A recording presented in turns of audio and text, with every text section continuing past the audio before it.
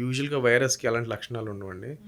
కాకపోతే మనకి liver effect అయినప్పుడు మాత్రం సో ఇది ఇంకోటి ఏంటంటే హెపటైటిస్ బి రాగానే మనకి ఇంకేదో అయిపోయింది అని చాలా భయపడుతూ ఉంటారు.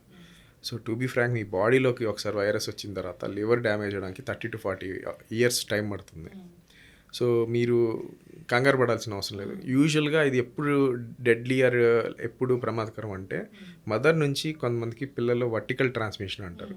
సో ఇట్లా వచ్చినప్పుడు సో ఆ వైరస్ అనేది ఆ పిల్లోడు 30 ఇయర్స్కో 40 ఇయర్స్కి వచ్చేసరికి స్లోగా ఎంతో కొంత లివర్ డ్యామేజ్ అయ్యి లివర్ సిరోసిస్ 45-50 ఇయర్స్కి వాళ్ళకి బయటపడుతుంది.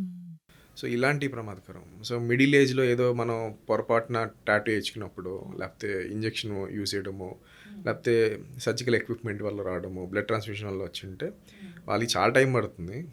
సో యూజువల్గా అది అంత వీటిని ఎక్యూట్ ఇన్ఫెక్షన్స్ అంటారు. క్రానిక్గా మారే అవకాశాలు కూడా చాలా తక్కువ ఉంటాయి. సో వర్టికల్ ట్రాన్స్మిషన్ అనేది చాలా డేంజరస్ అండి. అది ఎక్కువ పర్సెంటేజ్ క్రానిక్ అయిపోతుంది.